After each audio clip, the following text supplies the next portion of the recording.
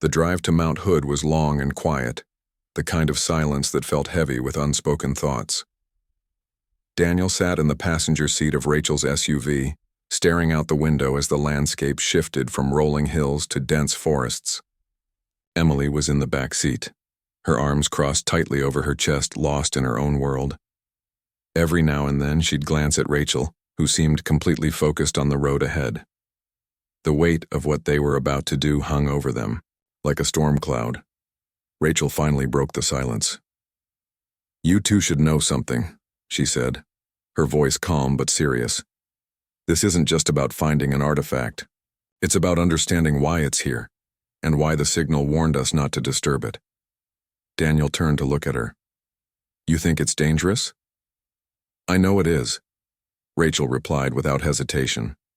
"Every time one of these artifacts has been touched or tampered with, strange things have happened. Earthquakes, floods, even sudden shifts in weather patterns. It's almost like the planet itself reacts to them." Emily leaned forward, her curiosity getting the better of her. "But why? Why would the Earth react like that?" "That's what we're trying to figure out," Rachel said. "Some researchers believe the artifacts are part of a network, a system designed to stabilize the planet's ecosystems. If we mess with them, we risk throwing everything off balance." Daniel frowned. "So why are governments still digging them up? Don't they realize how dangerous this is?" Rachel sighed. "People don't always listen to warnings, especially when there's power or profit involved. Governments see these artifacts as opportunities, weapons, energy sources, technology. They're blinded by greed." The rest of the drive passed in relative silence, each of them lost in their own thoughts. When they finally reached the base of Mount Hood, the air was crisp and cool, carrying the faint scent of pine. Rachel parked the SUV near a trailhead and grabbed a backpack filled with supplies. "We'll need to hike for a couple of miles," she explained. "The artifact is buried deep inside a cavern system." As they started walking, the forest around them seemed eerily quiet. Normally, Mount Hood was alive with the sounds of birds chirping and squirrels rustling through the underbrush. But today there was nothing. No movement, no noise. Just the crunch of leaves beneath their boots and the occasional creak of branches swaying in the wind. "This place feels wrong," Emily murmured, glancing around nervously. "It does," Daniel agreed. "Like something's watching us."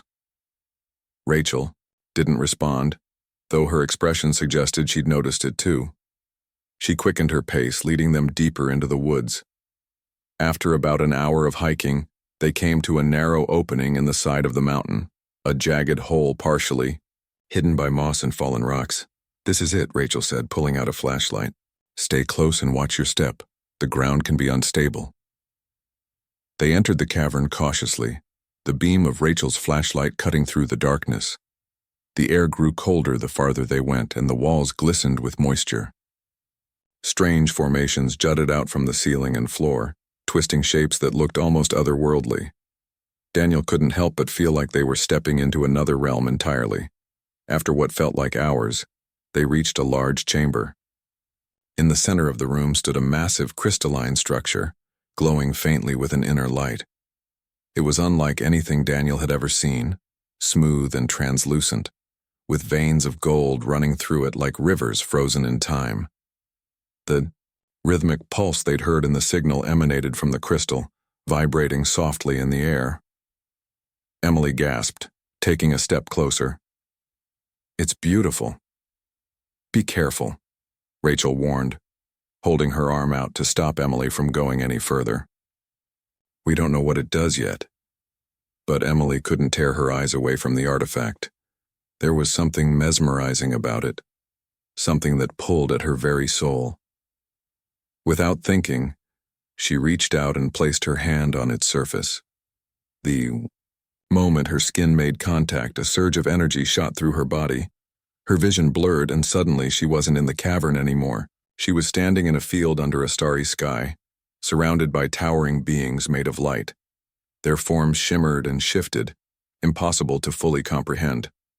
One of them stepped forward, its presence both comforting and overwhelming.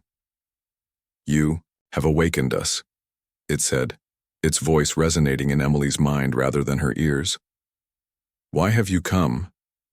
I didn't mean to," Emily stammered, struggling to find her words. "We just wanted to understand." The being tilted, its head studying her. "Long ago we walked among your kind, teaching you the ways of harmony and balance. But you grew fearful and we were forced to leave. We sealed pieces of ourselves within the earth to protect it, to ensure your survival. Now you seek to disturb that which must remain untouched." "We didn't know," Emily pleaded. "Please, tell us what to do." Before the being could respond, the vision faded and Emily found herself back in the cavern, collapsing to her knees. Daniel rushed to her side, his face pale with concern. "Emily, are you okay?" She nodded weakly, still trembling from the experience. "I saw them. The ones who left the artifacts. They're warning us. If we keep disturbing them, the Earth will fight back." Rachel knelt beside her, her expression grim. "What did they show you?" Emily recounted the vision, describing the beings and their message. By the time she finished, the crystal had begun to glow brighter, pulsing more rapidly. A low hum filled the chamber, growing louder with each passing second. "We need to get out of here," Rachel said urgently. "If this thing is reacting, it could trigger something bigger." They scrambled to their feet and hurried back the way they'd come. As they exited the cavern, the ground shook violently beneath them, nearly knocking them off their feet. Rocks tumbled down the mountainside and a deafening roar echoed through the forest. "What's happening?" Daniel shouted over the chaos. "The artifact," Rachel yelled. "It's destabilizing." They ran as fast as they could, dodging falling debris and leaping over cracks that split open in the earth. When they finally emerged from the trees, they collapsed onto the grass, panting and covered in dirt. Behind them, Mount Hood loomed ominously, its peak obscured by clouds of dust and smoke. For a long moment, no one spoke. They simply stared at the destruction they'd narrowly escaped, their minds racing with questions and fears. Whatever the artifact was, it was far more powerful and dangerous than they'd imagined. Back at Rachel's SUV, they took a moment to catch their breath and process what had happened. Emily hugged her knees to her chest, her earlier excitement replaced by dread. "What do we do now?" she asked quietly. Rachel sighed, running a hand through her hair. "We warn people, governments, scientists, anyone who will listen. If they keep digging up these artifacts, they'll destroy the planet. And if they don't listen?" Daniel asked. "Then we find another way," Rachel said firmly. "Because if we don't, no one else will." As they drove away from Mount Hood, the reality of their situation settled over them like a heavy blanket. They had seen firsthand the consequences of tampering with forces beyond human understanding. Now, it was up to them to make sure others didn't make the same mistake. But deep down, Daniel couldn't shake the feeling that they were only scratching the surface of a much larger mystery. The beings in Emily's vision had called themselves stewards of the earth, guardians of its balance. What did that mean for humanity? Were they truly capable of living in harmony with the planet, or were they destined to repeat the mistakes of the past? Only time would tell. For now, all they could do was keep moving forward, one step at a time. It was a quiet evening in the small town of Silver Ridge, Oregon. The kind of evening where everything seemed still, like the world had paused for just a moment. Daniel Carter sat on the wooden deck behind his house, staring up at the night sky. His telescope, a homemade contraption cobbled together from spare parts, was pointed toward the stars. He loved this time of day, when the sun dipped below the horizon and the universe stretched out above him, vast and mysterious. Daniel wasn't a scientist or an astronaut. He worked as a mechanic during the day, fixing cars at the local garage. But at night, he became something else entirely, an amateur astronomer. It wasn't about fame or fortune for him, it was about curiosity. Ever since he was a kid, he'd been fascinated by space. The idea that there were worlds out there beyond Earth filled him with wonder. Tonight, though, something felt different. He adjusted the dials on his radio telescope, fine-tuning it to pick up signals from deep space. Most nights, All he caught was static, the hum of distant stars and the occasional blip of man-made satellites orbiting Earth. But tonight there was something unusual, a faint pulse, rhythmic and deliberate, cutting through the noise. At first, Daniel thought it might be interference from the power lines running near his property. But the more he listened, the clearer it became. This wasn't random. It was a pattern. Frowning, Daniel leaned closer to the speaker, his heart beating faster. Patterns meant purpose, and purpose meant someone, or something, was sending this signal. His hands trembled slightly as he scribbled down notes, trying to make sense of what he was hearing. Every few seconds, the pulse repeated itself, almost like a heartbeat. It was eerie but captivating, pulling him deeper into its mystery. Unbeknownst to Daniel, strange things were happening elsewhere in Silver Ridge. Emily Dawson, his childhood friend and next-door neighbor, stood on her porch watching the forest edge. She'd lived here her whole life, and she knew these woods better than anyone. But tonight they felt wrong. Animals that usually roamed freely under the cover of darkness were nowhere to be seen. Birds perched silently in the trees instead of chirping their usual evening songs. Even the insects seemed quieter than normal. Emily frowned, crossing her arms against the cool breeze. Something didn't feel right. She glanced over at Daniel's house and noticed the dim glow of his telescope setup. Curiosity got the better of her, and she decided to pay him a visit. Maybe he'd noticed something odd, too. Grabbing a flashlight, she walked across the yard, stepping carefully over the dewy grass. When she reached the deck, she called out softly, "Hey, Daniel, what are you up to?" Startled, Daniel turned around, nearly knocking over his notebook. "Oh, hey, Emily," he said, forcing a smile. "Just doing some stargazing." She raised an eyebrow. "You look like you've seen a ghost. Everything okay?" He hesitated, unsure how to explain what he'd heard. Finally, he gestured for her to sit down. "Listen to this," he said, turning up the volume on the speaker. The rhythmic pulse filled the air between them, steady and haunting. Emily tilted her head, listening intently. "What is that? Some kind of code?" "I don't know," Daniel admitted. "But it's not natural. I mean, it can't be. Look at this." He showed her the notes he'd jotted down, pointing out the repeating sequence. "It's too precise to be random. Someone, or something, is sending this." Emily's eyes widened. "Are you saying it's aliens?" "I'm not saying anything yet," Daniel replied cautiously. "But it's definitely not human. Or at least, not modern human. Could be some old satellite malfunctioning, I guess. But..." He trailed off, shaking his head. "I don't think so."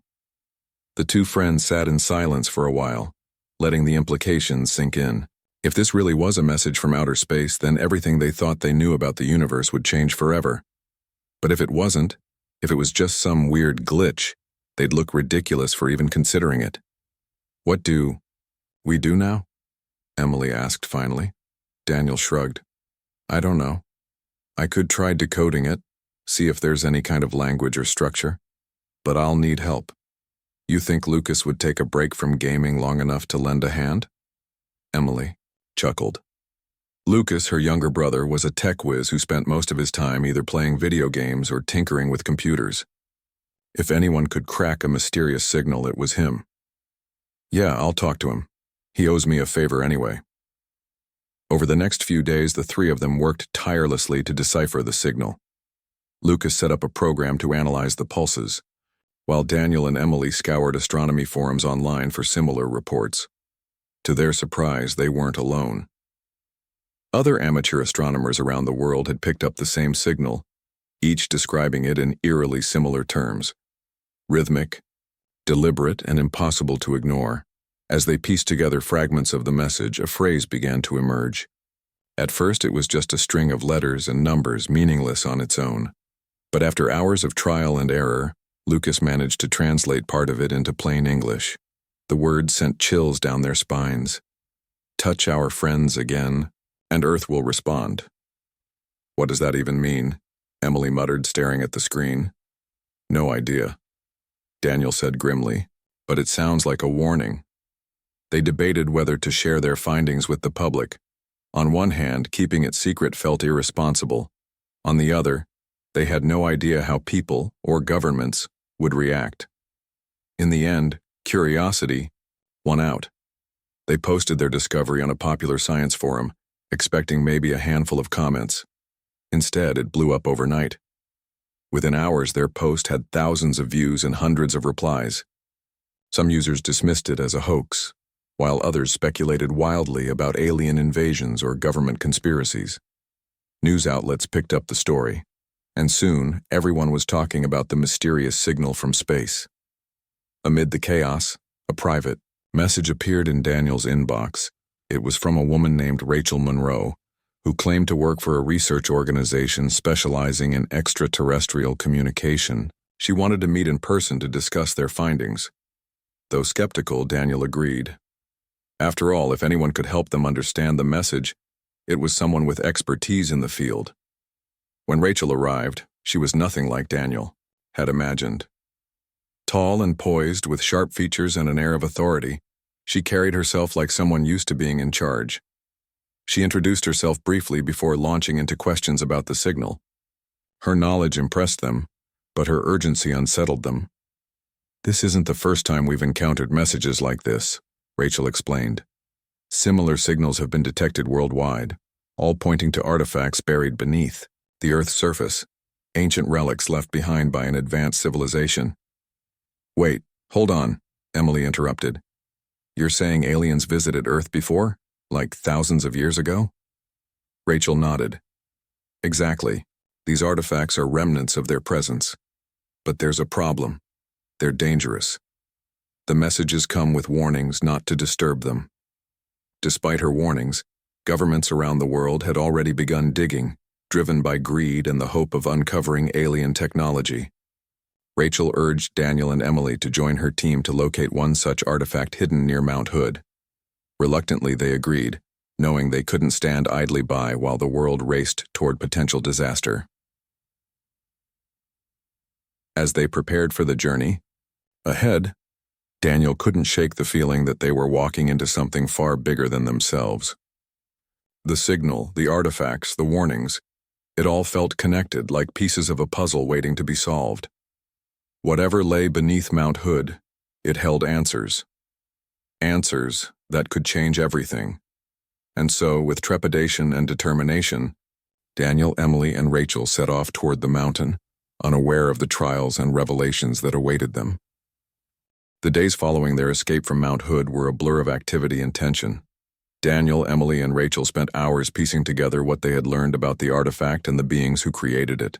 They knew they couldn't sit idly by while governments around the world continued to dig up similar relics, ignoring the warnings encoded in the mysterious signal. But convincing others to take them seriously was proving to be an uphill battle. Rachel had connections within scientific communities, but even she struggled to get people to listen.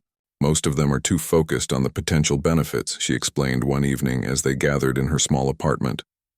Papers and maps covered every available surface, and laptops hummed with endless streams of data. "They see these artifacts as keys to advanced technology or unlimited energy sources. The risks don't matter to them." Emily frowned, pacing back and forth across the room. "But we saw what happened at Mount Hood. That artifact nearly caused a landslide.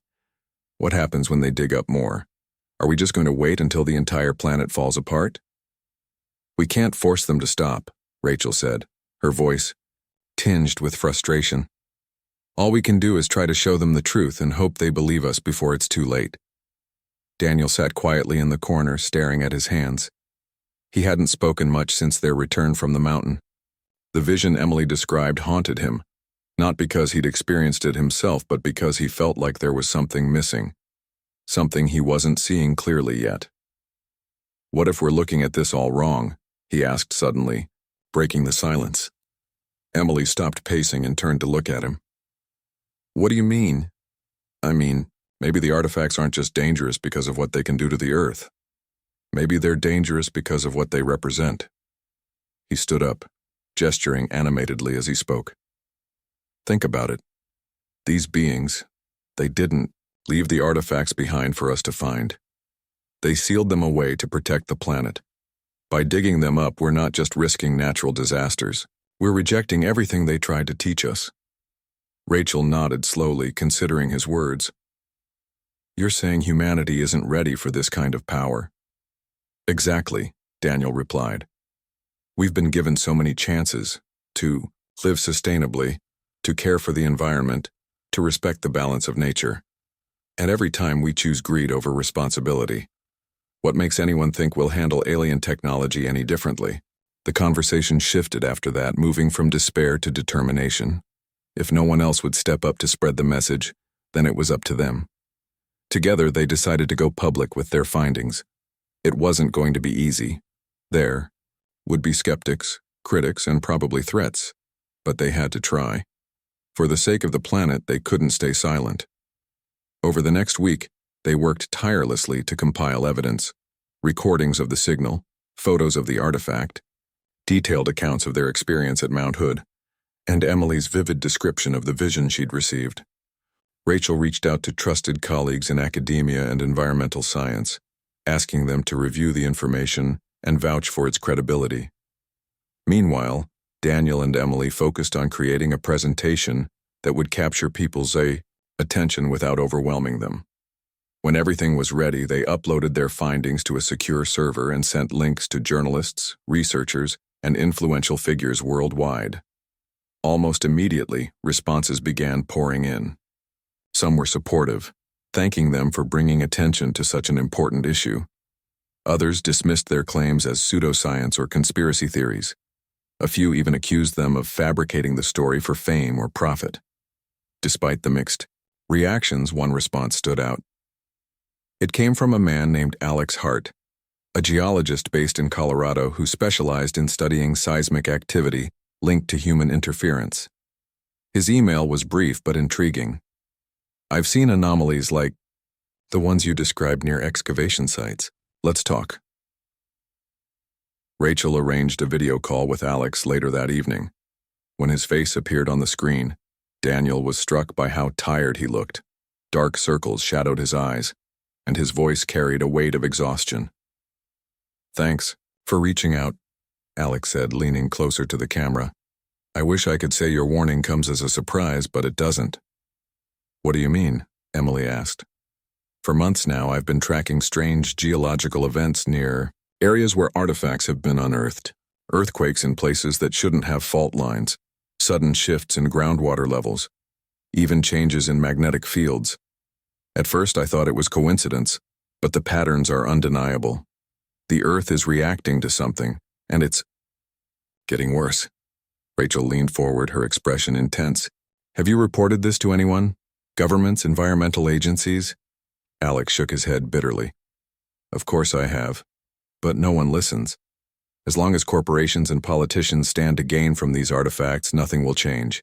That's why I left my position at the university. I couldn't keep pretending everything was fine when I knew it wasn't. His words hit hard, reinforcing the urgency of their mission. After the call ended, the three of them sat in silence, absorbing the gravity of what Alex had shared. Finally, Emily broke the quiet. We need him, she said firmly. If we want to prove our case, we need someone like Alex on our side. Someone who understands the science and can back us up. Rachel agreed. He's already seen the effects firsthand. If we bring him into the fold, maybe we can reach more people. A few days later, Alex arrived at Rachel's apartment, carrying a suitcase full of research materials. He was younger than Daniel had expected, probably in his early 30s, with messy brown hair and a nervous habit of adjusting his glasses.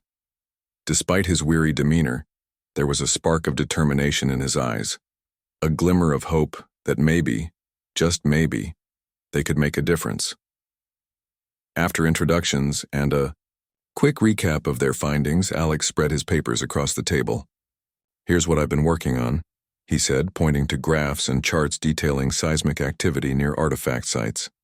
Every time one of these things is disturbed, the surrounding area experiences rapid destabilization. It's like the Earth itself is fighting back against the intrusion. Daniel studied the data closely, his brow furrowed. So it's not just localized incidents.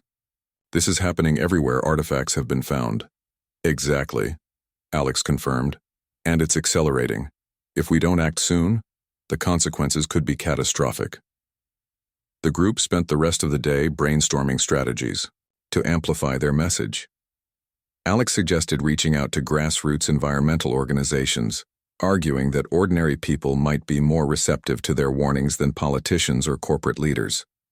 Emily proposed using social media to share their story directly with the public, bypass G-filters imposed by traditional news outlets. Rachel, meanwhile, began drafting letters to prominent scientists and activists, urging them to join the cause. As night fell, they took a break to eat dinner together. The mood was lighter now, buoyed by the sense that they weren't alone in this fight. Even Alex seemed less burdened, cracking jokes and sharing stories about his travels as a geologist. For the first time in weeks, Daniel allowed himself to feel a flicker of optimism. But that feeling was short-lived. Just as they were finishing dessert, Rachel's phone buzzed insistently on the counter. She picked it up, frowning at the caller ID before answering. "Hello?" Her expression darkened almost instantly. "Are you sure?" she asked, her voice tight. After a moment, she nodded and hung up, turning to face the others. "That was a contact of mine in Europe. Another artifact has been activated. In Iceland this time. There's been a massive volcanic eruption, and entire towns are being evacuated." The room fell silent. They had known this was coming, but hearing it confirmed made it painfully real. The Earth was responding exactly as the beings in Emily's vision had warned. Each artifact disturbed brought chaos closer to home. "We need to move faster," Rachel said finally, her tone resolute. "If we don't stop this now, it won't just be isolated incidents. It'll be global devastation." No one argued. They packed up their materials and got to work, fueled by a renewed sense of purpose. Every second counted. Every decision mattered. And though the road ahead was uncertain, they knew one thing for sure. Giving up wasn't an option. As dawn broke, over the horizon, casting golden light through the windows, Daniel glanced around the room at his teammates. Each of them carried their own fears and doubts, but together, they formed something stronger. A fragile hope, perhaps, but a hope nonetheless. Whatever challenges lay ahead, they would face them as one. The news of the volcanic eruption in Iceland spread quickly, dominating headlines around the world. Scientists scrambled to explain the sudden and violent activity, while governments issued evacuation orders for nearby towns. For most people, it was just another natural disaster, an unfortunate but inevitable part of living on a planet shaped by tectonic forces. But for Daniel, Emily, Rachel, and Alex, it was proof of what they had feared all along. Humanity's reckless pursuit of alien artifacts was pushing Earth to its breaking point. Back at Rachel's apartment, the group huddled around her laptop, watching live footage of the eruption. Rivers of molten lava poured down the mountainside, consuming everything in their path. Ash filled the sky, turning daylight into an eerie twilight. The images were horrifying, but what struck them most was the timing. Just hours after the artifact in Iceland had been disturbed, the volcano erupted with unprecedented force. "This isn't a coincidence," Alex said grimly, his eyes glued to the screen. "It's exactly what I've been seeing in the data. Geological instability triggered by human interference." Emily shuddered, wrapping her arms around herself. "Do you think anyone will believe us now? Maybe this is the wake-up call people need." Rachel shook her head, her expression bleak. "Even if they connect the dots, it won't be enough. Governments won't stop digging unless we give them a reason to. Right now, all they see are opportunities for power, for profit, for control." Daniel leaned back in his chair, rubbing his temples. "So what do we do? How do we make them listen?" "We hit them where it hurts," Rachel replied firmly.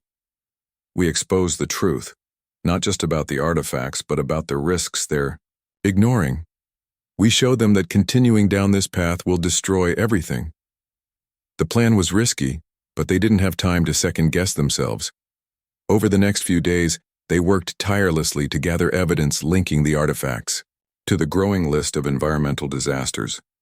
Alex provided detailed analyses of seismic and atmospheric anomalies near excavation sites. Emily recounted her vision from Mount Hood, emphasizing the being's warning about disturbing their relics.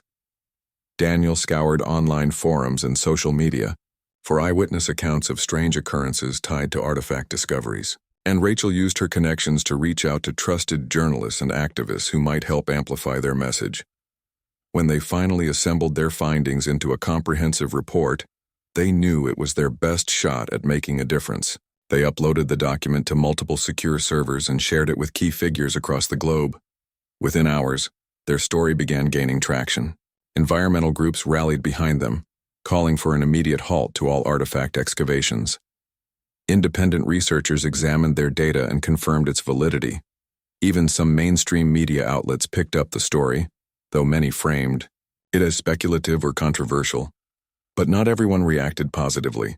Corporations funding the digs pushed back hard, dismissing the claims as fear-mongering. Politicians accused the group of spreading misinformation to undermine progress. Anonymous threats flooded Rachel's inbox, warning her to drop the issue or face consequences. Despite the backlash, they refused to back down. One evening, as they prepared for another round of outreach efforts, Daniel received a private message on one of the forums he frequented. It was from someone using the username Solon. The message was brief but intriguing. "You're closer than you realize. Trust your instincts." Confused but curious, Daniel showed the message to the others. "What does it mean?" Emily asked, peering over his shoulder. "I don't know," Daniel admitted. "But it feels important." Rachel frowned, typing Solon into a search engine. Nothing came up. Could it be a code name? Or maybe someone involved in the research? Or maybe it's one of the beings, Emily suggested hesitantly. "They've reached out before." Alex raised an eyebrow. "You think an alien is messaging us through Reddit?" "It's possible," Rachel said thoughtfully. "If these beings can communicate through visions, why not digital platforms?" Whatever the source, the message lingered in Daniel's mind. That night, as he lay in bed staring at the ceiling, he couldn't shake the feeling that Solon was trying to guide him toward something. He replayed the events of the past weeks in his head. The signal, the artifact, Emily's vision, the warnings. Something about it all felt incomplete, like pieces of a puzzle waiting to be connected. The next morning, he woke up with a strange clarity. Without fully understanding why, he decided to revisit the cavern near Mount Hood. If there were answers to be found, perhaps they were hidden deeper within the mountain. When he mentioned his plan to the others, they were hesitant. "Going back there is dangerous," Rachel warned. "We barely escaped last time." "I know," Daniel replied, "but I feel like we missed something, like there's more to the artifact than we realized." After some debate, they agreed to accompany him, unwilling to let him go alone. Armed with flashlights, climbing gear, and determination, they set out once again for the cavern. The journey was eerily familiar, the forest still unnervingly silent. When they reached the entrance, the air felt heavier, charged with an almost electric tension. Inside the cavern, the crystalline structure glowed faintly, pulsing with the same rhythmic beat they'd heard before.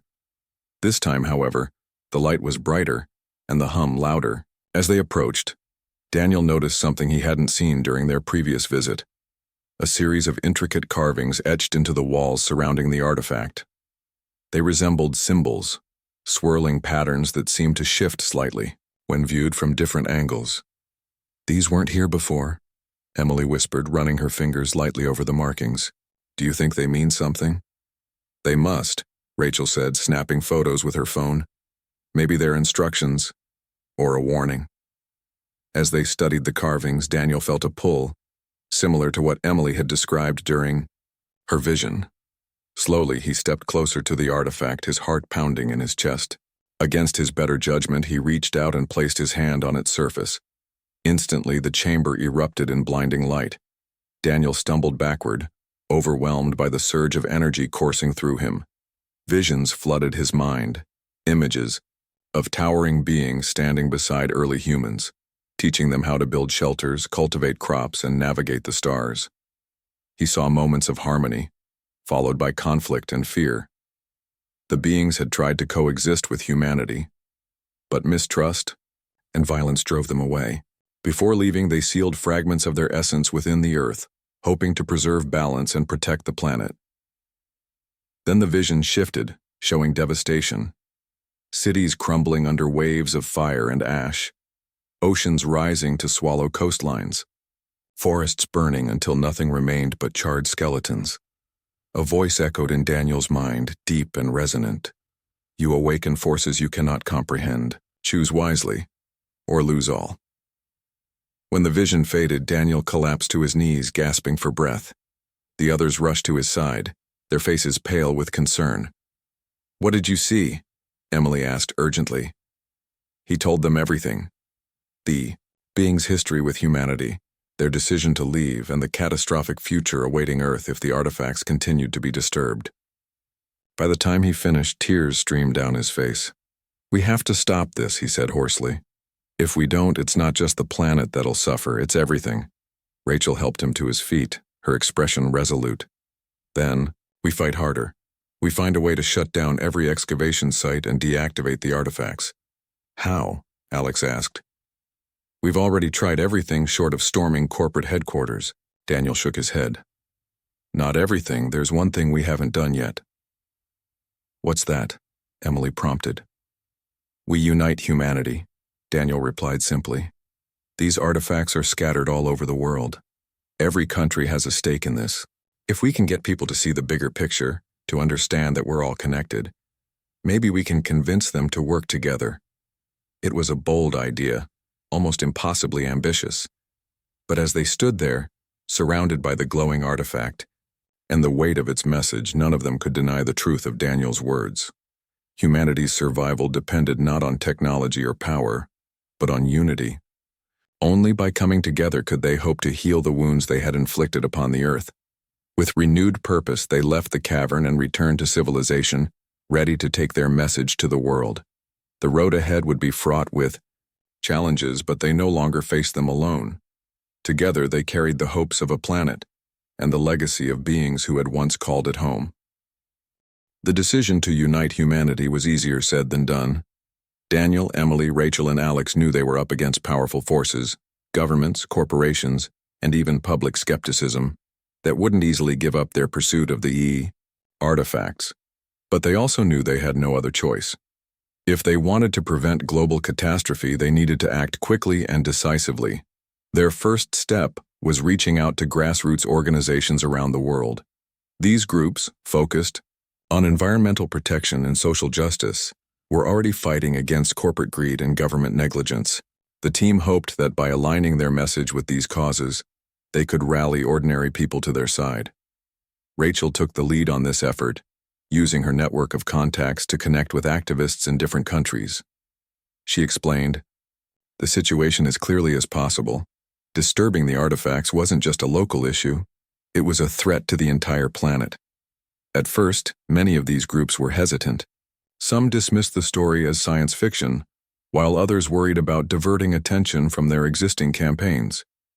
But when Rachel shared the evidence they had gathered, the seismic data, the footage of the volcanic eruption in Iceland, and Daniel's vision, they began to listen. Slowly, but surely, support started to grow. Meanwhile, Emily and Alex worked on creating educational materials to spread awareness. They designed infographics showing how the artifacts were linked to geological instability and climate disruptions. They wrote articles breaking down complex scientific concepts into simple terms anyone could understand. And they recorded videos sharing their personal experiences, hoping to make their message more relatable. People need to see us as real humans, Emily told Alex one evening as they edited a video in Rachel's apartment. Not just scientists or conspiracy theorists. We're just like them, scared, confused, but trying our best. Daniel, meanwhile, focused on building connections online. He spent hours engaging with communities on forums and social media, answering questions and addressing doubts. Many users were skeptical at first, accusing him of exaggerating or fabricating the story for attention. But Daniel remained patient, responding calmly and respectfully. Over time, he earned the trust of a few key influencers who agreed to share his posts, helping the message reach a wider audience. Despite their efforts, progress was slow. For every person who joined their cause, there were dozens more who ignored or mocked them. Governments continued to excavate artifacts, citing economic benefits and technological advancements. Corporations doubled down on their efforts, claiming they were close to unlocking revolutionary innovations. Even some scientists dismissed the warnings, arguing that the geological changes could be explained by natural processes rather than alien relics. But then something unexpected happened. A major news outlet published an investigative report exposing the connection between artifact excavations and recent environmental disasters. The journalist behind the piece, a seasoned reporter named Clara Bennett, had been following the group's work for weeks, verifying their claims and interviewing experts who supported their findings. Her article went viral almost instantly, sparking widespread debate and drawing attention to the growing crisis. The timing couldn't have been better. Just days after the report was released, another disaster struck. A massive earthquake in Japan, centered near a newly discovered artifact site. Buildings collapsed, roads cracked open, and thousands of people were displaced. Rescue teams struggled to respond as aftershocks rocked the region. Once again, the timing was too precise to ignore. Within hours, protests erupted outside government, offices and corporate headquarters worldwide, demanding an immediate halt to all artifact-related activities. The pressure mounted. Politicians faced backlash from constituents, and shareholders began questioning the ethics of companies involved in the digs. Environmental groups seized the momentum, organizing rallies and petitions calling for international cooperation to address the threat. Even celebrities joined the movement, using their platforms to amplify the message. Amid the chaos, Solon reached out to Daniel once more. This time, the message came not through a forum, but directly into his mind, waking him in the middle of the night. "You've awakened hope," the voice said softly. "Now awaken action." When Daniel shared the message with the others, they agreed it was time to escalate their efforts. They decided to organize a global summit, an unprecedented gathering of leaders, scientists, activists, and everyday citizens to discuss the artifact crisis and develop a plan to move forward. It was a bold idea, one that required coordination on an unimaginable scale, but they believed it was the only way to break through the barriers of politics and profit. Rachel used her influence to secure funding and logistical support for the event, while Alex reached out to universities and research institutions to ensure credible representation. Emily handled outreach to grassroots organizations, emphasizing the importance of including diverse voices in the conversation. And Daniel worked tirelessly to promote the summit online, encouraging people from all walks of life to participate. The response was overwhelming. Thousands signed up to attend, both in person and virtually. Governments initially resisted, fearing criticism and accountability, but public demand forced them to send representatives. Corporations reluctantly agreed to participate, aware that ignoring the summit would only damage their reputations further. On the day of the event, the atmosphere was electric. Held in a large convention center in Geneva, Switzerland, the summit brought together people from every corner of the globe. Flags of nations hung side by side with banners representing indigenous communities, environmental organizations, and youth movements. Screens displayed live translations in dozens of languages, ensuring everyone could follow along regardless of where they came from. Daniel, Emily, Rachel, and Alex stood nervously backstage as the opening ceremony began. They hadn't planned to speak, they were just ordinary people thrust into extraordinary circumstances. But the organizers insisted they take the stage to share their story. When their names were called, they walked out together, greeted by a wave of applause that seemed to echo endlessly. Daniel stepped up to the microphone first, his hands trembling slightly. "We didn't ask for this," he began, his voice steady despite his nerves. "None of us did. But here we are, facing a challenge bigger than any of us could have imagined. These artifacts aren't gifts or opportunities. They're warnings. Warnings that we've ignored for far too long. Emily took over next, her words filled with emotion. I saw what happens when we disturb these relics. I saw the beings who left them behind. They tried to help us once, but we turned our backs on them. Now we have a chance to make things right, to honor their legacy by protecting the Earth. Rachel followed, her tone firm and authoritative. This isn't about blame or guilt. It's about responsibility. Every decision we make affects not just ourselves, but future generations. If we continue down this path, we won't leave them a world worth inheriting. Finally, Alex spoke, grounding the discussion in science. The evidence is clear. These artifacts destabilize the planet. They disrupt ecosystems, trigger natural disasters, and threaten everything we hold dear. But we can stop it, if we act, now. When they finished speaking, the room erupted in cheers. People clapped and shouted, moved by the sincerity and urgency of their message. For the first time, it felt like humanity might actually come together to face this crisis.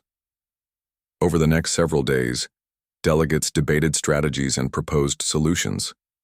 Scientists presented findings linking the artifacts to geological instability, while activists shared stories of communities devastated by recent disasters. Indigenous leaders reminded everyone of the importance of respecting nature and living in harmony with the Earth. Slowly but surely, a consensus began to form. By the end of the summit, a groundbreaking agreement had been reached. All participating nations pledged to cease artifact excavations immediately and establish protected zones around known relic sites. An international task force was formed to monitor compliance and investigate any new discoveries. Funding was redirected from artifact research to sustainable development projects aimed at restoring damaged ecosystems. It wasn't a perfect solution. Some governments and corporations still resisted, and the risk of non-compliance remained. But it was a start. More importantly, it proved that humanity was capable of unit, continued below due to character limit.